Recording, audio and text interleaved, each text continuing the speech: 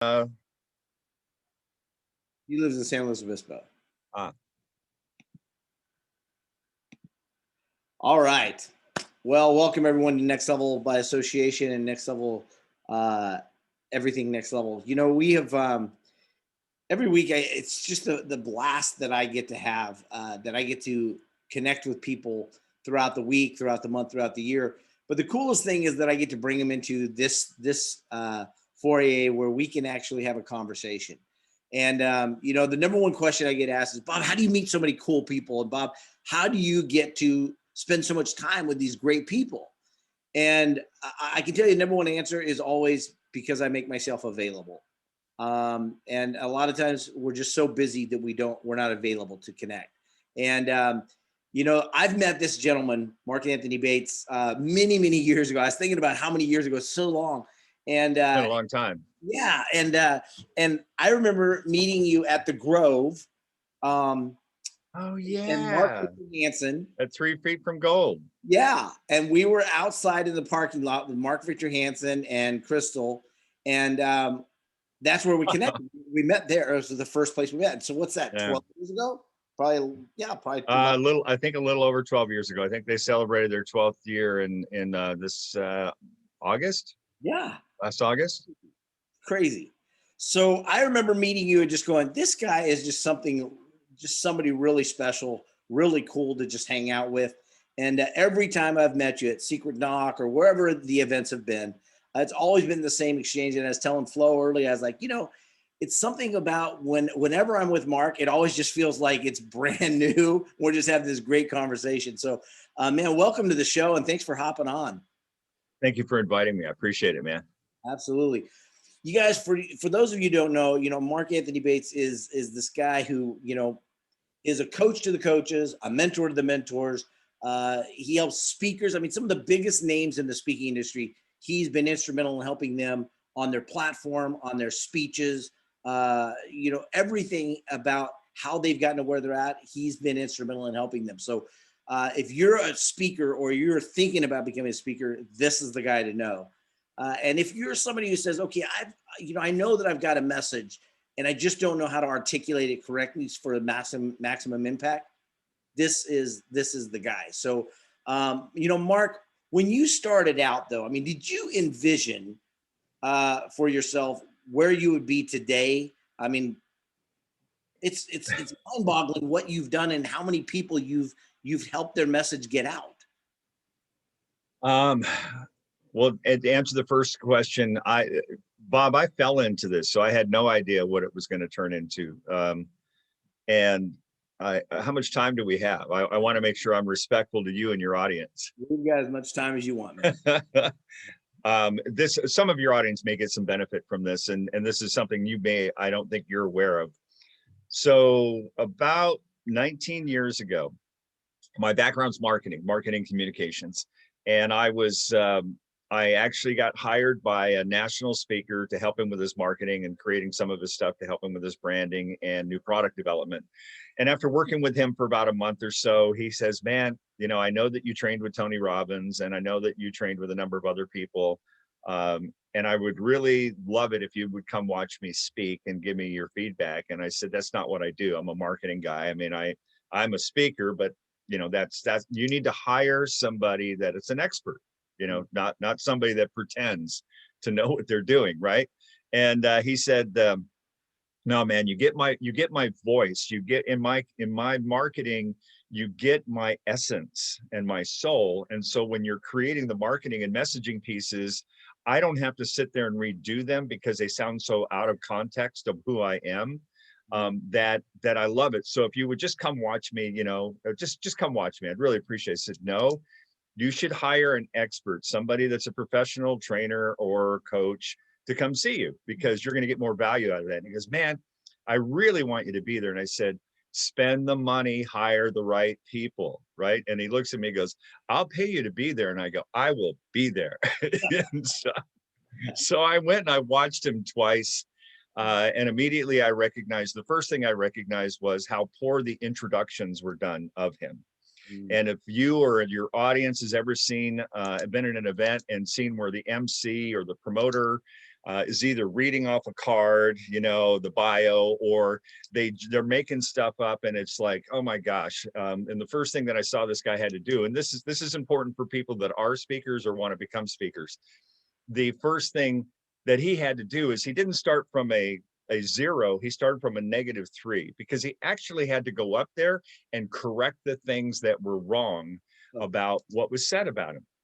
And so I said, you need to have a bio, or you need to have, not a bio, you need to have something that you can give them that will have at least 3 clear bullet points about who you are, what you do, and the action steps that you kind of like your people to take. Now you'll go back to that and refer back to that as the speaker, but it just needs to be clear and concise and in your words, not just a bio. So that the person that is doing that gets an opportunity. If you get an opportunity to actually talk to the MC, let them get to know your flavor, or if you're not, send them a quick little video so they can kind of see who you are. They feel who you are.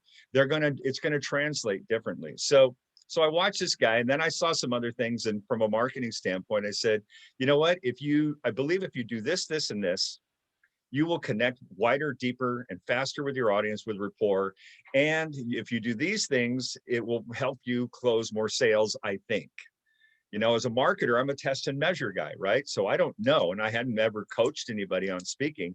So Love it. when he went to an event about 3 weeks later in Las Vegas, it was a fairly big event, and he crushed it. I mean, his sales were amazing from the stage. He had all these speakers in the back of the room that knew him, that had seen him many times before. As a matter of fact, they saw him on a cruise a month before where he spoke, and they went up to him and they said, man, you know, you were good before, but you were never that good. What happened to you? And he goes, that guy in the back of the room. And he points to me.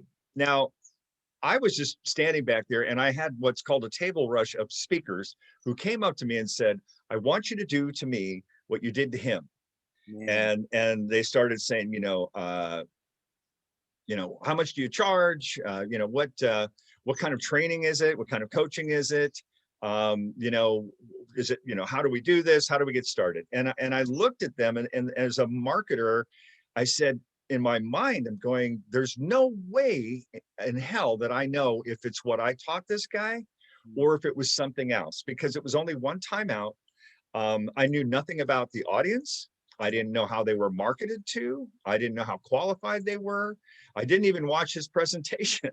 So, it was like I had no clue. So, but what I recognized was an opportunity. So as they did that, what I did is I looked at them all and I said, here's the deal. The only way to get in touch with me is if I give you my phone number personally, or if somebody has permission to give you my number.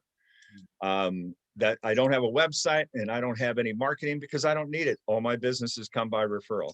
I said, I have a waiting list for people who want to work with me, and I charge a lot of money. So if you want to be considered as to whether or not we should work together, leave your business card down here, write down where we met, because I meet too many people, I'll never remember. And I may or may not get back to you in the next 30 to 60 days. So the translation of that was, oh my God, there's an opportunity here. If these guys ask me too many questions, they're going to figure out, I don't know what the hell I'm doing, stall. And so this adds to a process of a book that I was working on until the pandemic, and I switched for a little bit. It'll come out hopefully maybe this year, called F the How, or you put the words in there and what F the how means, because so many people get stuck on that. I could have sat there and said, I don't know how to do this, and just said, look, I don't know what I'm doing, so I'm not the guy. So, but instead what I did is I wanted to stall long enough. Now, I didn't lie about anything. I had a company, and I technically still do, called Worldview 360. I was licensing software that the software wasn't working and it wasn't supported anymore. And I had changed industries. So I shut down the website. I didn't have business cards made up from it. So those were all true. I didn't have a website. I didn't have any business cards. I wasn't promoting myself. And I had a waiting list, but it was people who wanted to work with me in marketing. I just didn't distinguish that. And then the other thing was, when I didn't have a clue what a speaker coach could make. And I knew if I threw out a number, I'd probably lowball myself. So instead, what I said to them was I was very clear about this with them in my mind. and I charge a lot of money. So immediately, whatever expectations that they believed in their mind was a lot of money, was they were already thinking, okay, this guy's good. He charges a lot of money. He won't even say how much it is because of that. But these were all within integrity because they were all in alignment for what I was doing or did. And so by telling them I may or may not get back to them in 30 to 60 days, it gave me time to test with this guy, to go out 3 or 4 more times and see if there was consistency on his results of conversion, and there was. And then it also gave me an opportunity to identify some things. I love that, and I want to pause for on this Sure. because I think so many people like right now are thinking about trying to start something new. You know, that they're having to reinvent themselves, their businesses, their whole identity. Yeah. And they're stuck in that how, and they're stuck in like, well, okay, so but what do I do right now? Do they see an opportunity? You saw an opportunity, but they're putting the cart before the horse, and you're sitting there saying, okay, I know there's an opportunity, but I'm going to delay seizing it right now. I'm going to allow some gestation. You know, that insight though, to do that, most people would have said, well, here's my price. And they would have shot too low or shot too high, or they would have taken on clients that they really had no business taking on. Yeah, it's a big Where deal. do you think that wisdom in you came from? Because I think there's a lot of people need that wisdom right now. Making a lot of mistakes. So, but you know, there's it. Let me bring up another key distinction in something you just said about the opportunity, and people jumping on the opportunity. I think there's a key distinction between seizing the moment and jumping on the opportunity.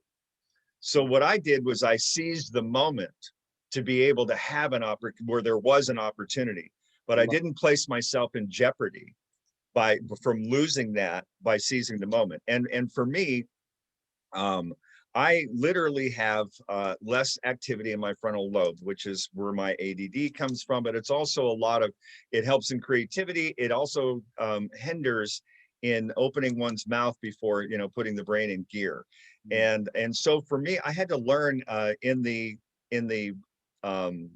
media, in typical media, they have like a 3-second pause, 3 to 6 second pause button, right?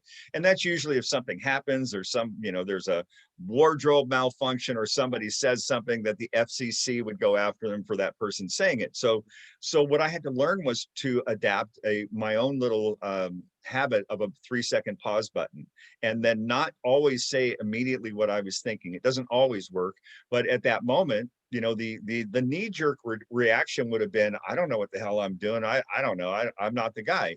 But when you recognize there's an opportunity, then you just sit there. I didn't have to come back to it. Those people, I could have come back and just said, I don't have the bandwidth. If I figured out it wasn't something I either really wanted to do, or I wasn't getting the results and I didn't want to put the effort into figuring it out to do something, then I could go back.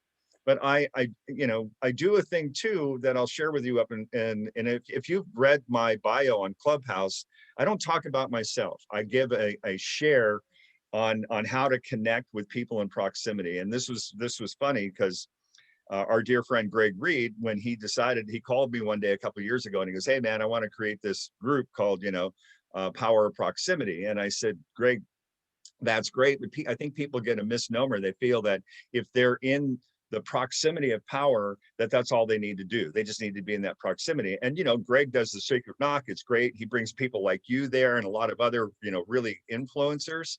But just because you're in that proximity doesn't mean anything's going to happen. And so as I shared in my bio, or as I put in the bio, the suggestion is, I said, imagine you're in first class and you're sitting next to a CEO of a major company or an influencer of a major industry or a leader of a country, government, right? You could be literally inches away from them. And if you do not identify, if you don't build rapport and credibility, and then identify a pain point that you may have some influence on, it doesn't matter that you're inches away. Nothing will happen. So true. So it really is about how do you connect with that influencer, that proximity of power, and how do you do it with congruency? How do you do it with integrity?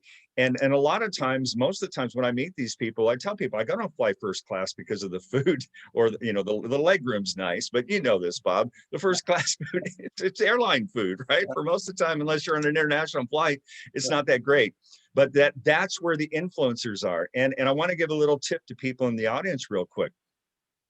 Yes, a lot of the times first class is very expensive, but what you figure out, here's what you do. Identify the routes. What does a route from New York or from LA to New York or New York back to LA have?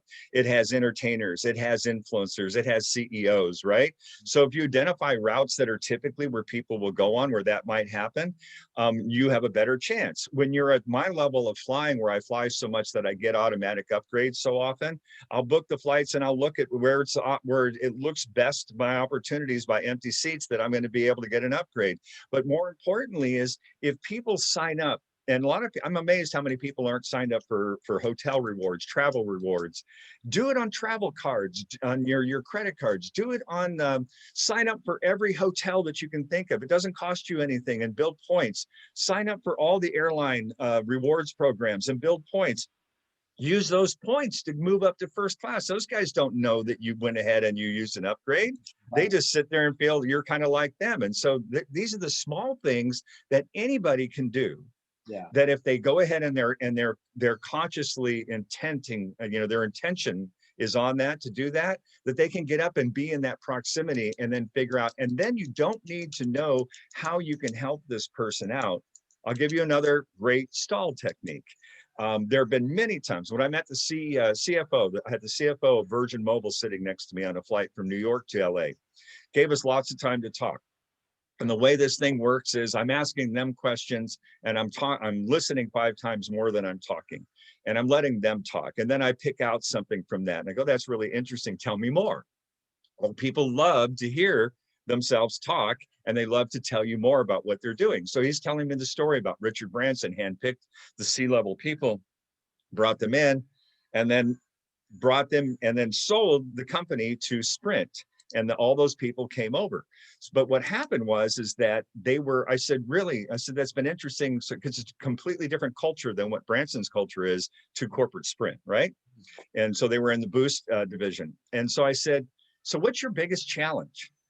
And he said, our biggest challenge, Mark Anthony, is that we are reacting to the marketplace more than we are being proactive or creating. And I just looked at him and I went, wow, man, that really sucks. And he goes, yeah, it's not great. And I go, no, based on what you tell me, that's really got to suck. That must keep you up at night sometimes. He goes, well, what do you mean?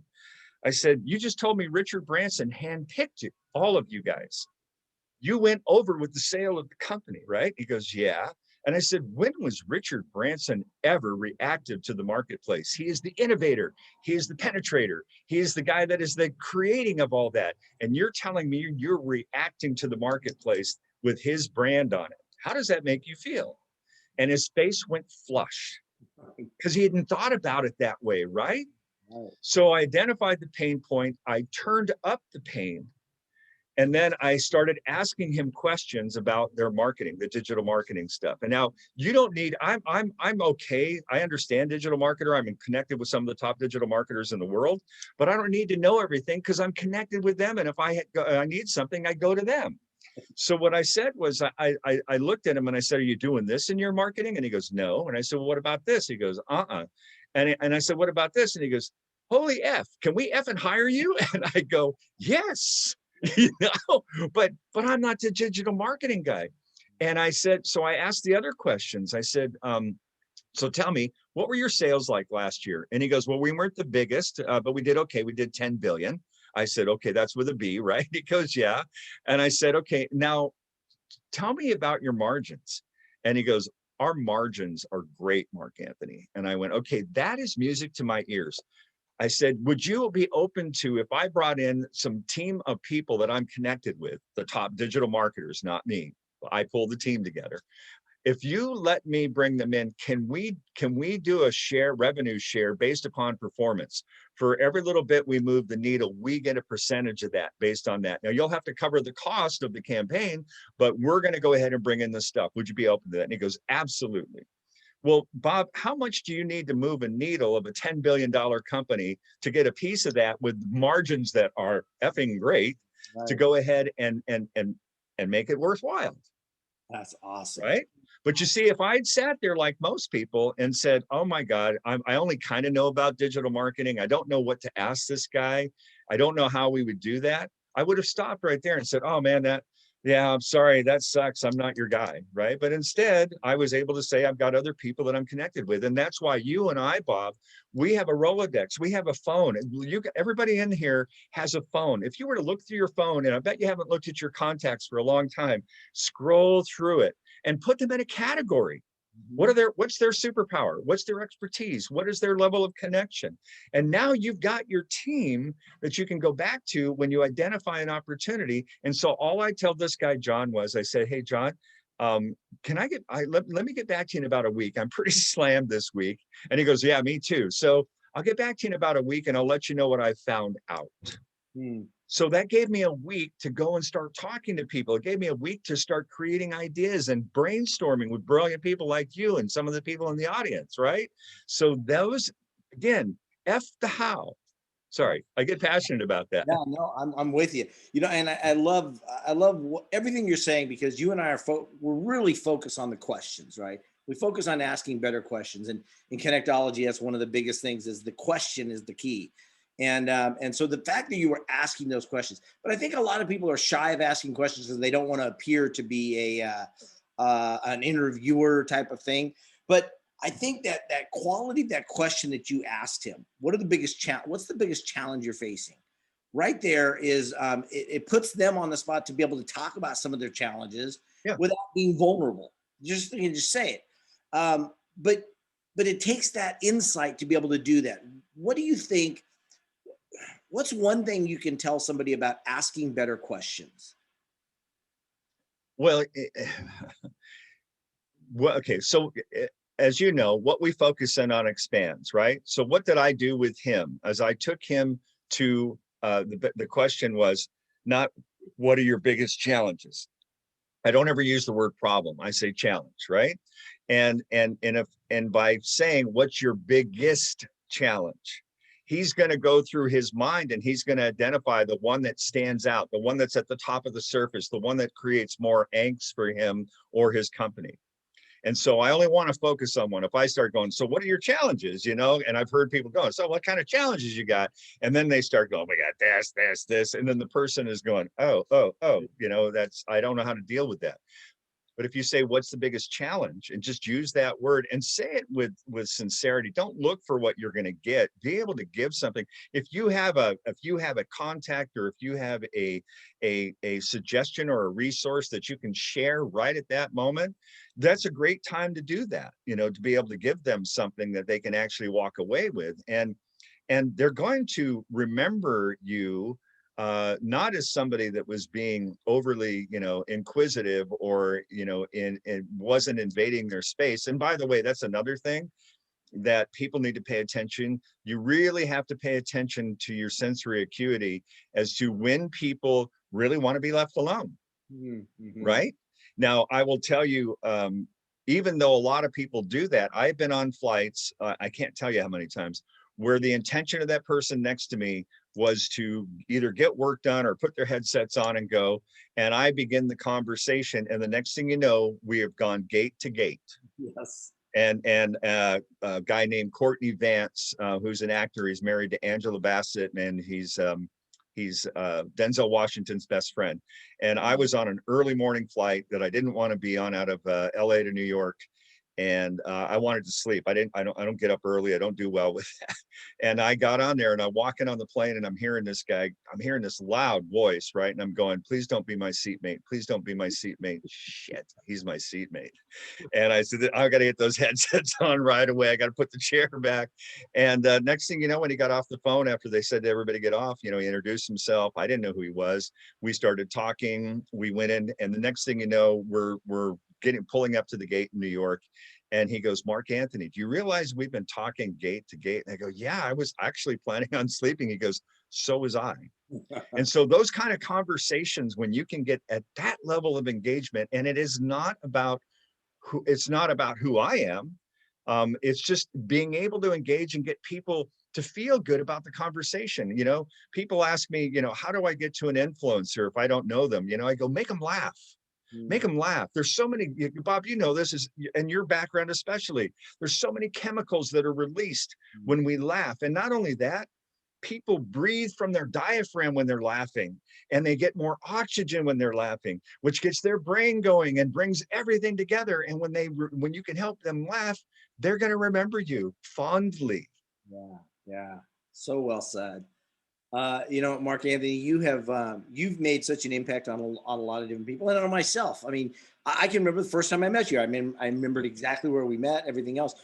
But you have this ability to really make people feel special. You have this great ability to make them feel welcome, and want to open up to you. And I think that's a gift that you have. But is that something you've cultivated over the years, or is that something you were just born with? I wasn't born with it. I was, as a matter of fact, a lot of people find this hard to believe. If you look at my Myers-Briggs test, which for those of you who don't know, it's a behavioral trait analysis. There's a lot of different ones out there, DISC, Colby, and others. I am on Myers-Briggs. I am the identical score for an introvert and extrovert, identical. And so while people think I'm an extrovert, I get energized, like being on here with you and the audience. And when I'm on stage, I'm very energized, and when I'm around people, but I recharge by myself. And so from doing that, and then as a kid, you know, I was always curious. And that's the thing that I'll tell you, be curiously driven. Be curious, be genuinely curious when you're talking to people. But I can't say that I cultivated it. It became probably what I morphed into. And and sometimes our behavior begins to adapt to our environment. So like, as you know, in the DISC system, there's the primary traits and there's the environmental traits. Environmental traits are when we identify either consciously or subconsciously that who we are may not be appropriate for the environment we're in, for people connecting with us. So we either consciously or subconsciously begin to morph into that way to connect with that audience. The interesting thing about that, and a lot of women usually relate to this when I talk to them, I go, have you ever dated a guy when, 3 to 6 months later, it's usually 3 to 6 months, right? That all of a sudden you just kind of sit there and you go, holy crap, that's not the same guy that I met, that I started dating. And generally, not always, generally speaking, it's because the guy was in an environmental trait trying to court you, trying to woo you. And it wasn't they're a bad guy. They weren't being manipulative, some are, but sometimes that's what they're doing. And then they begin to get complacent in the relationship, and then their primary trait begins to pop up. So for me, my primary trait and my environmental trait, when you look at the score, are pretty close. So I'm not having to exert energy. Somebody that has to always be that person that's on puts out a lot of energy having to be somebody they truly aren't. So getting back to your question, is that who I was naturally? I don't believe so. I think I morphed into that by the responses and the feelings I got back from people began to move me into allowing me to be that person to help people feel well. And I tell people all the time, I'm just a selfish bastard. I feel good when I help other people feel good. It makes me feel good. So really, Bob, when I'm doing stuff for you, it's not about you. It's all about me. I love that. When you said that the other day, I thought it's so true. And yet so many of us will hide that we're getting something out of it. They're like, I'm just about you. I'm just about you. And yet they're getting something out of it. And I loved it when you addressed that, because I think it's something we need to be okay with. We need to be okay that we're okay getting something out of helping someone else. We're being able to feel better about ourselves, which is hopefully going to make us perform better in every other area of our life. So I think it's what a great trip that you took me on when you said that the other day. And another key distinction, a lot of us have been taught that being selfish is a bad thing. It's not. It's taking care of self. It's not being self-absorbed. It's not being self-centered. Being self-centered in my mind is not a good thing. Being self-absorbed is not a good thing. But being selfish is a good thing. Take care of self first so you can take care of more of others. There's a difference. Yeah, I love that. Who's the most fascinating person that you've had the opportunity to spend time with? You've had some amazing experiences with people. So who's the most fascinating person that you spent time with? That's like when people that know I traveled to a lot of different countries, they go, what's your favorite country? And I go, man, it depends what I'm there for, right? Because they all offer different things. Right. Um, Or maybe top 2 or 3. Simon Sinek is one. I love what Simon does, especially when he talks about empathy.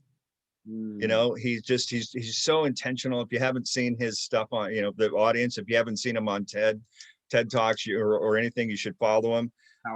Another guy who I just love is Sir Kenneth Robinson, Professor Robinson, who has the most watched TED Talk ever. I think it's at 37 or 38 million. It might be more. And the talk is called The Education Paradigm. And when I first watched it, it had 1.3 million views, and it spoke to me. And there's a shorter version, which is about 15 minutes that you can find, which is the RSA animation doodle board. But if people can see that, I actually do that. I have a talk called the Education Detour, and I show that video when I'm up there, so people can get kind of an education of why and how things happen. Because for me, I don't learn the way that our standard education teaches. And it caused me a lot of issues. Besides being a bit dyslexic, I just didn't learn the way that they were doing. So and then I was being disruptive because I was bored and I didn't know what to do. And I was frustrated because I wasn't learning like the rest of the kids. And it caused me a lot of issues, and it caused my poor teachers and my fellow students a lot of issues. And it wasn't until after I was 16 or so when they actually did some deep dive on me with some psychologists and just said, look, you know, he's not mentally challenged. He's challenged with the way he doesn't learn the way they teach. And so it's frustrating for him. So I've had to learn in other ways that work for me. And my way is curiosity. I'm so curiosity driven that I want to learn more about people. I want to learn more about things. But so Sir Kenneth Robinson was really great. And it's helped a lot of parents and students to understand how our education system was created in the industrial age and why it's not a great education system. As a matter of fact, Bob, you'll appreciate this. Do you know Jim Quick? I do. Yeah, so Jim Quick's a dear friend of mine, and for those of you that don't know who he is, he wrote a book called Limitless, and he has Quick Learning, KWIK, where he teaches speed reading and memory. And it's not, you know, he does things a little bit differently, and he's amazing. And then Sir Kenneth Robinson, and then also, and his name is escaping me at the moment, but he wrote the book on the EQ, emotional, quotient. And so I'm in the process of, I've already talked to Jim. I'm reaching out to to Professor Robinson and to the guy that wrote the EQ book to help identify and take some things to when he's sworn in, our education secretary, to see how we can adopt these things into our current curriculum and our school systems, especially now because so many of our kids have fallen behind because of online learning, and they're frustrated, and I get it. So Jim had some real learning challenges growing up too. He's got a traumatic brain injury from several things. He and I were so much alike. We had connected years ago, but my intention is to get them, the three of them, and start creating curriculum, but also working with younger kids. I mentor a lot of Gen Zers right now in different countries because they're going to be the influence and the change in our world that we need, because so many people of my generation have done stuff to mess up this planet. I need to make amends for that in behalf of myself, where I've messed up, and others, to where we can try to implement the change in a generation that can actually have some influence and teach the older generations and communicate with them in a way so that they'll understand, so we can actually have impact and change. Brilliant. That would be a great endeavor, and definitely keep me posted on that. I'd love to hear more. I will let you know what you guys are doing. Yeah, Jim Quick, amazing guy. As we're talking about this, I'm thinking about all the things that you've done, all the people you've impacted. What's one of the greatest impact stories that you feel that you've had? Because I think sometimes people look at us and they go, "Oh, well, Bob met with Garth Brooks and blah, blah." and that's their story about what Yeah. we've done. But it may be completely different for us what the impact that we've had on somebody. What's one of the impacts that really stands out for you that you've had? Um, I'll share something that just came up the other day. Somebody had heard about it once and asked me the question because they were from France. About 20 some odd plus years ago, I was in, excuse me, in Nice, and I was Nice, France, and I was walking along the boardwalk, and I looked across the street, and there were a bunch of people standing around, looking down, and people yelling and stuff in French. I speak no French except to say that I don't speak French, and so when I was curious, right? So I went over there to look to see what was happening, and there was this older man laying on the sidewalk, and his face and his lips were blue. And I went, I'm not a doctor, but I go, that isn't good. That, oxygen deprivation, right? He could have been having a heart attack. But I said, man, I'm glad there's a lot of people there. Somebody will take care of him. And I started walking away, and I kept looking back, and nobody was doing anything. They kept yelling at each other and, trying to, screaming. And I finally, I had taken CPR. Twice, but I'd never worked on, never done it with anybody. And I didn't go back each year to get that certification. But I just said, wow, nobody's performing anything with this guy. So I started thinking, I go, well, I've taken CPR, but what if I do it wrong? What if, I mean, all those things went in my head, even being embarrassed in front of a bunch of people for, how am I going to get in between there? And I finally just said, F it, I've got to do something. I can't just walk away. So I went down there and I pushed people out of the way, and I grabbed another guy to show him where to do the compressions, because I was going to do the mouth to mouth. And so the weirdest thing was, I speak no French, and I started counting in French and for his compressions. And then I started giving him breath. And then all of a sudden color came back, and he's alive. He came back, and all of a sudden the police showed up, and the EMTs, and they grabbed me and yanked me away and started yelling at me in French. And I was, I don't know, what did I do wrong? And one of the people there said, you don't have a card to do this. So we have the Good Samaritan laws here, right? Where even if you're not a professional, if you see somebody you can help their life, they can't sue you. But over there it was different. I didn't know that. So I just said, okay, he's in good hands. I watched the EMTs put him in the stretcher and on the ambulance, and I could see they gave him oxygen. So I left. And then about 6 months later, I was back there on business again, staying at the same hotel. And I went up to the concierge and I went, hey, you probably don't know, I don't know anything but on this, but about 6 months ago when I was here, there was an older gentleman, and he, looked like he might have had a heart attack or something. And, nobody was doing anything. And I performed CPR, and I just was wondering, do you know if he lived? Did he make it through? And he looks at him and goes, that was you. That was you. They go, you're in the media everywhere. I go, unknown American saves a famous French author's life and then disappears. Wow. And then he goes, you need to call the media. And I go, no, I didn't do it. I didn't do it for attention. I did it because it was what was the right thing. And I said, but thank you so much. Now I know that he lived. But so that was a big moment for me. That's a powerful moment. Yeah. How cool is that? Yeah. Mark Anthony, you have you just have this mannerism about you that people are drawn to. And I think as people are starting businesses or running businesses, there's those that just have that attraction, that X factor. And then there's those that have to cultivate it, have to develop. And like you said, you probably had to cultivate some of that. What are some of the things that influenced you to be able to attract people to you? I mean, you're brilliant at it. I've watched you in rooms multiple times, and I know how you make me feel whenever I see you. It's always like this an instant. On my end, there's this a love affair type of thing, and so I know that you have this ability to draw people to you. What do you think helps you do that? Well, I mentioned this before. Listen more than you talk, a lot more than you talk, but listen with intent. Listen to them, not just like and then wait to interject. And Bob, for me, and some people in your audience might experience this, sometimes I will be with people and they'll be talking and I'll have a thought of a question or something I want to add on to that. And I'm concerned that if I don't do it, I'm going to lose that thought, because I lose that connection is like gone, and I go, oh shoot.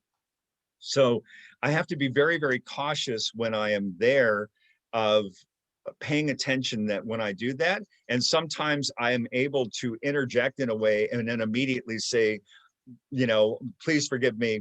I just interrupted you, and I did it because I had this thought and I was afraid I'd lose it, and you inspired that thought, right? So flip it around, ask for forgiveness. And this is something too that I find interesting, is when people going, hey, sorry to interrupt you, or I didn't mean to interrupt you. Well, yes, you did.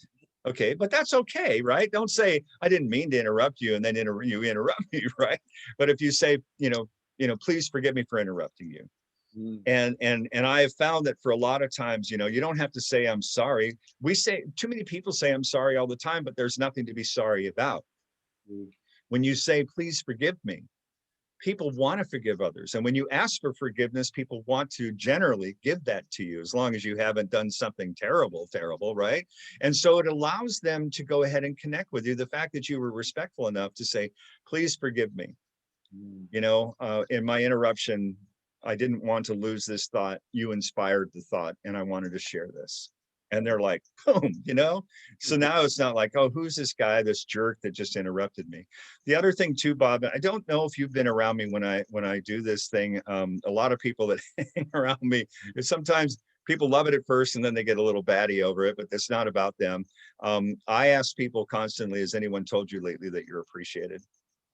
And it's amazing to see the response that I get from people. And I started doing that about almost 10 years ago. I was 8 years ago. I was in LAX waiting for a flight to go to Sydney. It was the day before Christmas. I was going down to see my friends.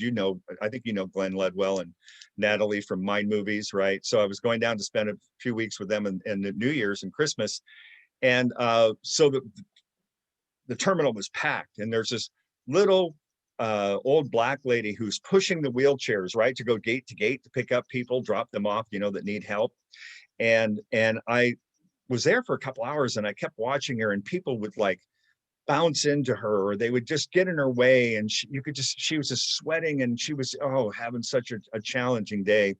So I'm walking down towards my gate, and then she's pushing 2 chairs empty up the ramp, and I started walking backwards with her, and I just looked at her and I go, darling, has anyone told you lately that you're appreciated? Because you are.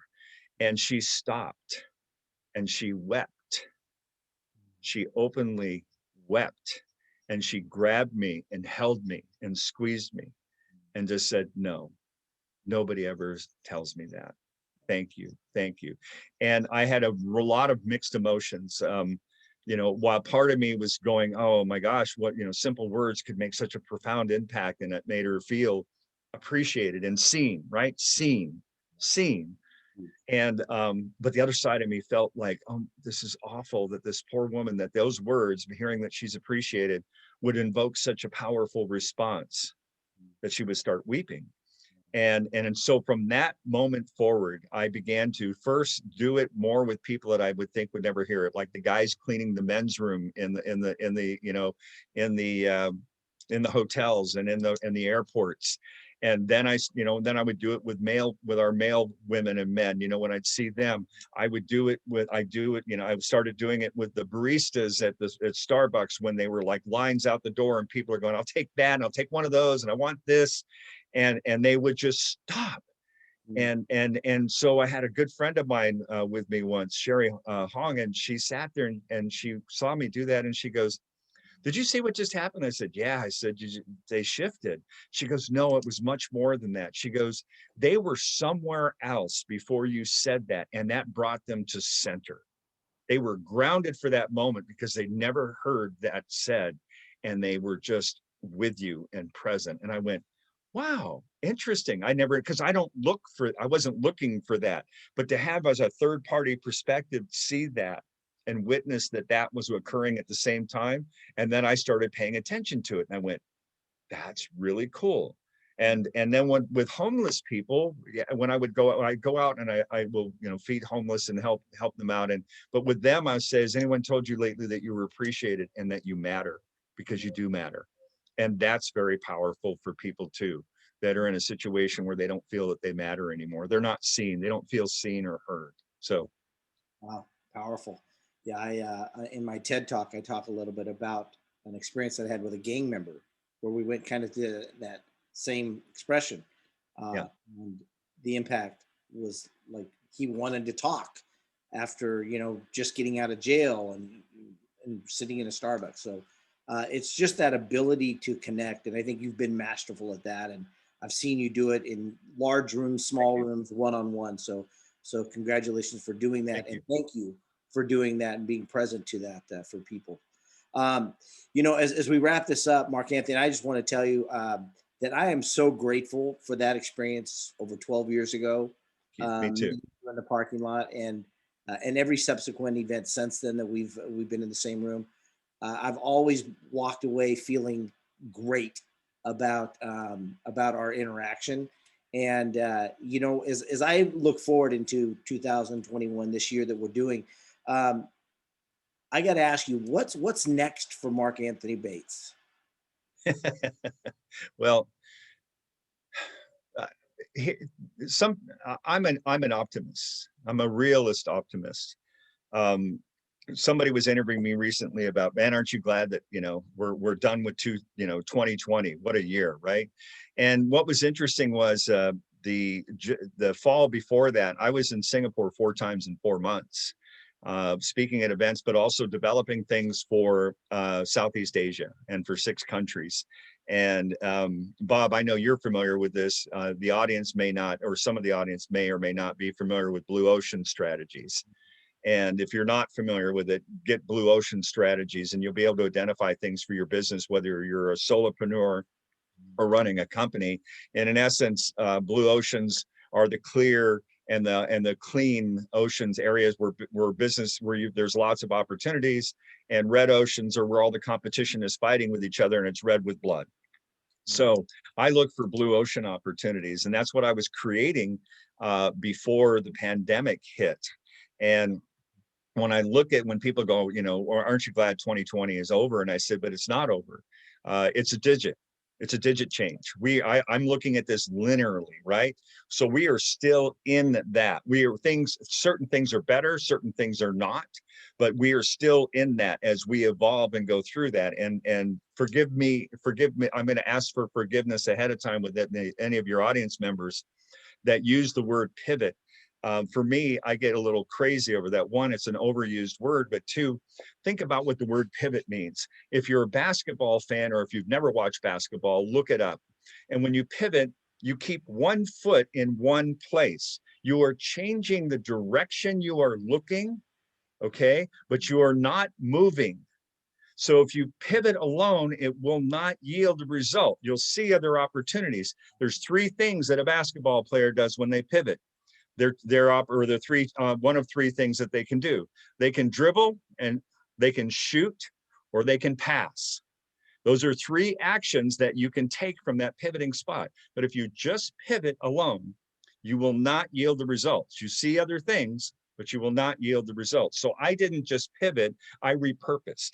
I started looking at industries that that were doing okay, or that were being completely crushed during the height of the beginning of the pandemic, and saying, how can I go ahead and approach them? How can I look at this from a different pair of glasses?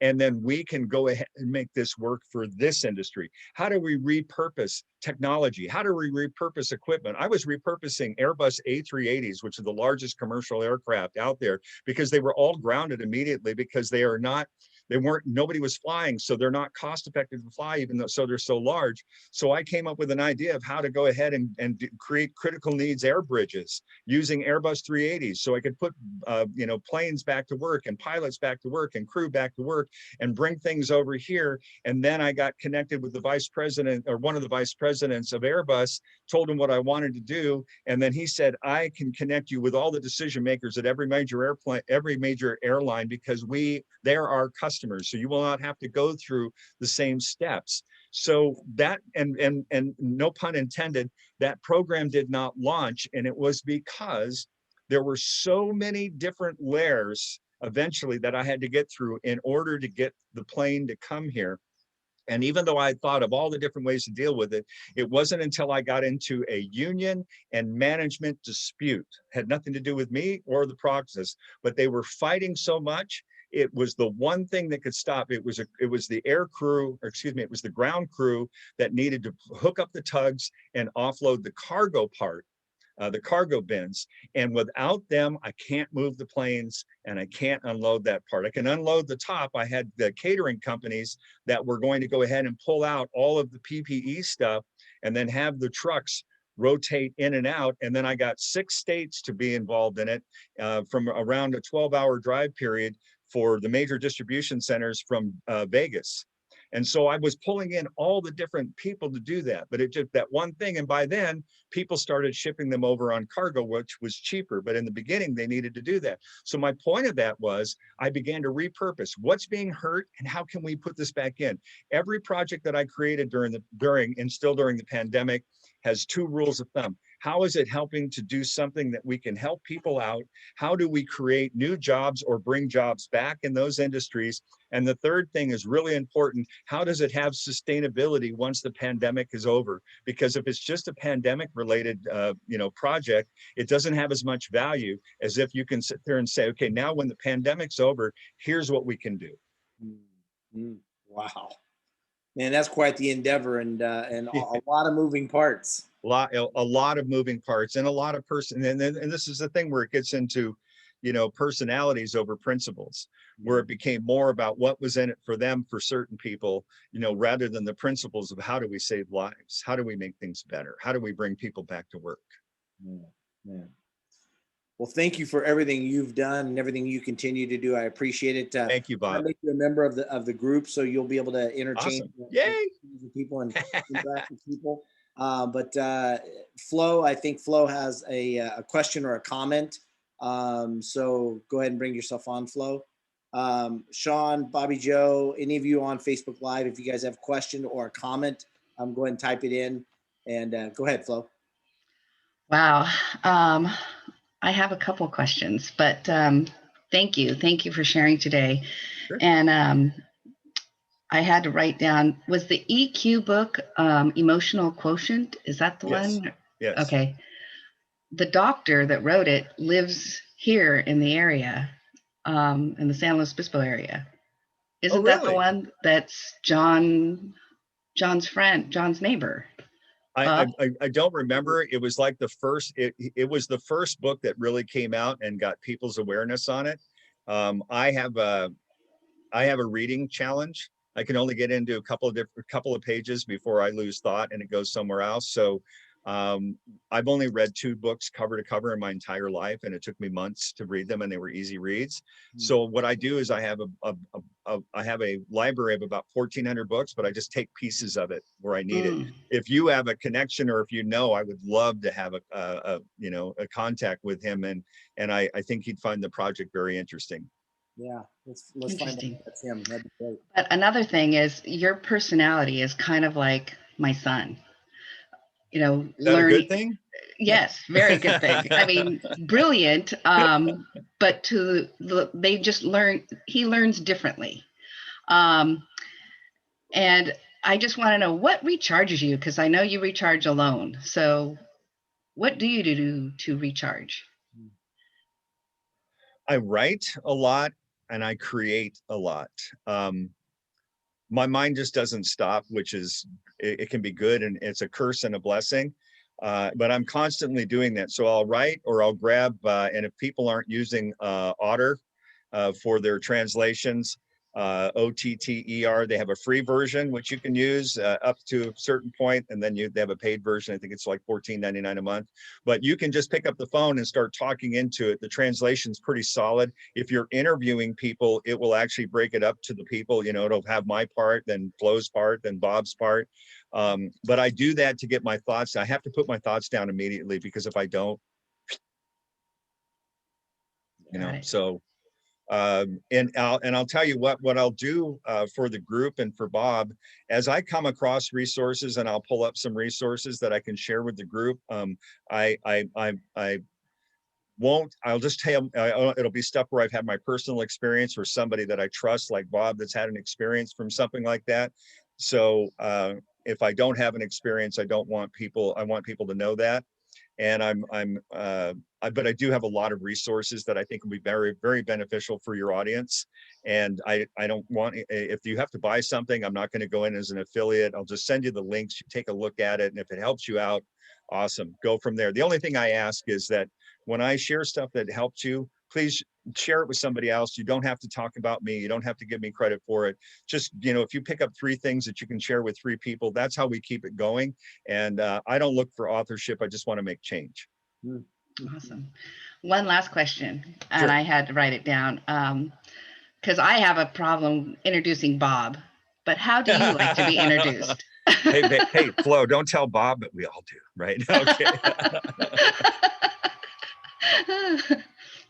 Tell me, and may I make a suggestion for some of your, just in a word you used right now, that I do all the time, or I don't use?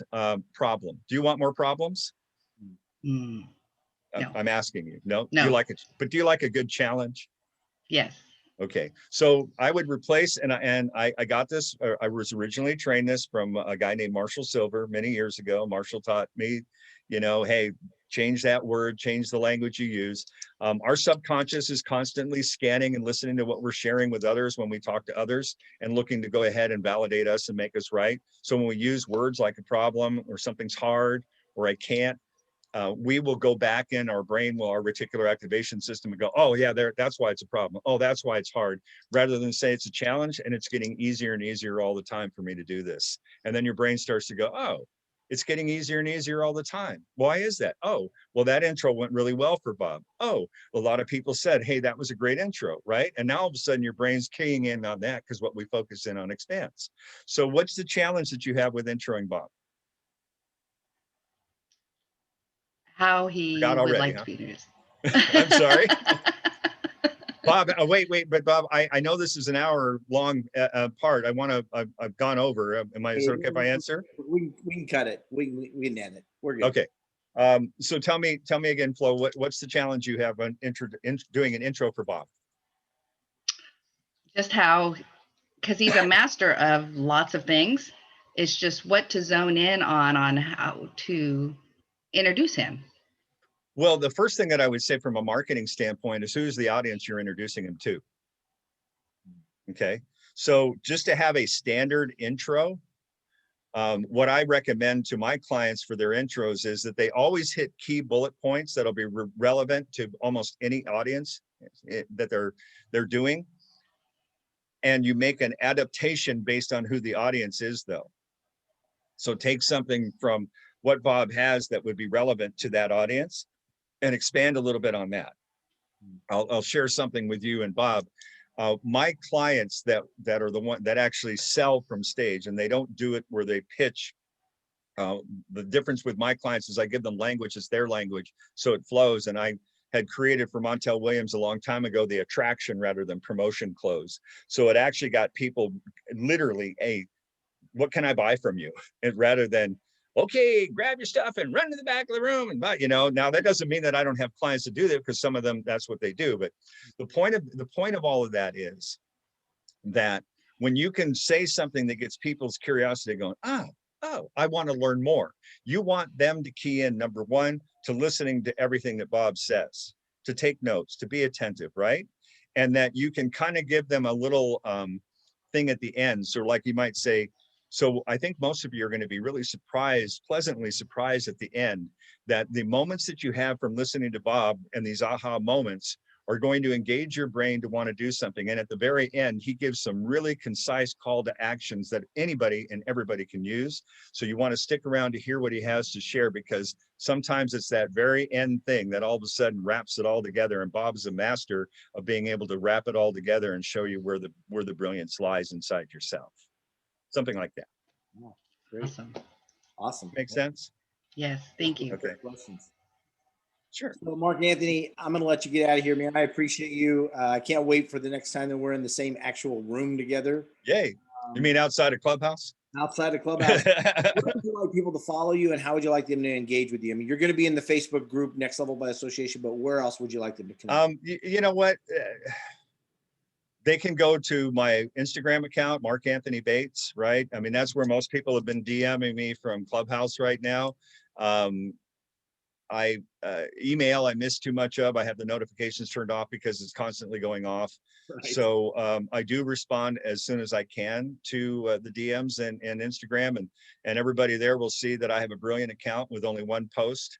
And you know, because I'm just not, it's not what I strive to do. It's not where I strive to spend my time, is on social media, being able to go ahead and attract that. Although I'm being told now that people are missing out on what I can share with them by me not doing that. So I probably will start doing that soon.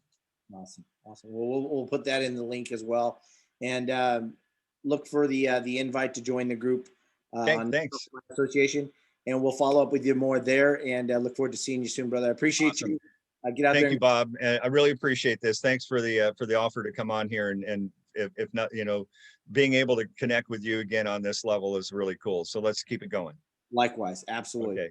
Thank you. Thank you, everybody.